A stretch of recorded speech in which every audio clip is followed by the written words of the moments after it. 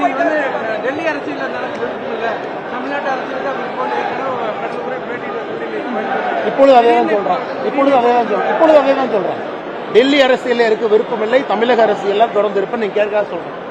மோடி அவர்கள் போட்டியிட வேண்டும் என்று உத்தரவிட்டிருக்கின்றார், அதற்காக போட்டியிடுகின்றார். மோடி அவர்களுடைய உத்தரவை மதிக்க தெரிந்தவன் நான். குறிப்பாக தமிழகத்தில் வளர்ச்சி எல்லா இடத்துக்கும் வரணும். 2026 பாரதிய ஜனதா கட்சி ஆட்சி அமைக்கும் பொழுது மக்கள்கிட்ட நாங்கள் காட்டணும். எதை காட்டுவோம்? மக்கள்கிட்ட எங்களுடைய பாராளுமன்ற உறுப்பினர்கள் மக்கள்கிட்ட காட்டணும். 1.5 ஆண்டுகள் 2 ஆண்டுகள்ல என்ன மாற்றம் தமிழகத்திற்கு வந்திருக்குன்னு நாங்கள் காட்டணும். அது காட்டினா மட்டும்தான் 2026 தமிழகத்தில் 234 தொகுதிகளிலும் பாரதிய ஜனதா கட்சி நம்முடைய பாரதிய ஜனதா கட்சி ஏன் திருப்பூர்ல நிக்குது? பாரதிய ஜனதா கட்சி ஏன் சென்னையில 3 இடத்துல நிக்குது? பாரதிய ஜனதா கட்சி ஏன் பெரிய நகரத்தில் நிக்குது? பாரதிய ஜனதா கட்சி ஏன் மதுரையில் நிக்குது? பாரதிய ஜனதா கட்சி ஏன் தென் பகுதியில் நிக்குது? பாரதிய ஜனதா கட்சி எதற்கு மத்திய பகுதியில் இருக்கு? பாரதிய ஜனதா கட்சி எதற்காக தனியாக 23 இடத்துல போட்டியிடும்? அதற்கெல்லாம் அடிப்படை காரணம் மாற்றி காட்டுகின்றோம். சபதம் எடுத்திருக்கிறோம். அடியோடு தமிழகத்தை மாற்றி காட்டுகின்றோம். வளர்ச்சினா என்னன்னு முதலாக தமிழக மக்களாக உழைத்து வளர்ச்சியை பார்த்திருக்காங்க.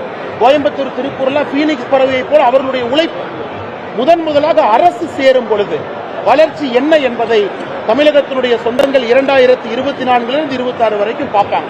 அதனால் மறுபடியும் உங்க கேள்விக்கு பதில் சொல்றேன். தமிழ்நாட்டு அரசியல் தான் இருக்கேன். டெல்லி அரசியல் எனக்கு பிடிக்காத போக மாட்டேன்.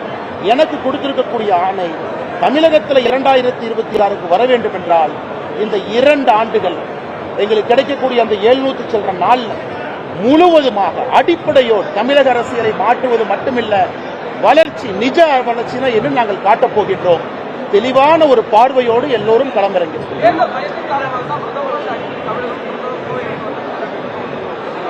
பிரதமருக்கு 80 சீட் உத்தரப்பிரதேசத்தில் 80 சீட். இன்னும் பிரதமர் அந்த பக்கம் போகவே இல்லை. இன்னும் பிரதமருடைய பிரச்சாரம் என்பது நார்தன் இந்தியாவில் ஆரம்பிக்கவே இல்லை. பிரதமர் அவர்கள் இன்னைக்கு பிரதமர் அவர்கள் தேர்தல் அறிவித்த பிறகு அரசு முறை பயணமாக 2 நாள் பூட்டான் இருக்கார்.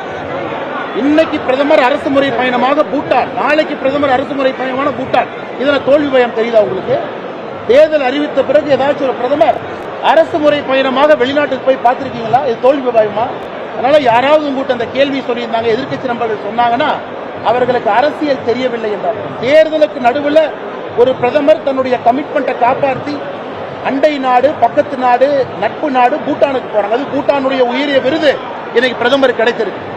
பிரதமர் எதற்கு அடிக்கடி தமிழகம் வர்றாங்கன்னா 2024 நாம் பெறக்கூடிய எம்பி மூலமாக தமிழகத்திற்கு சிறப்பு கவனம் செலுத்தப்பட்டு 2000 கோடி ரூபாய் கொண்டு வராங்க.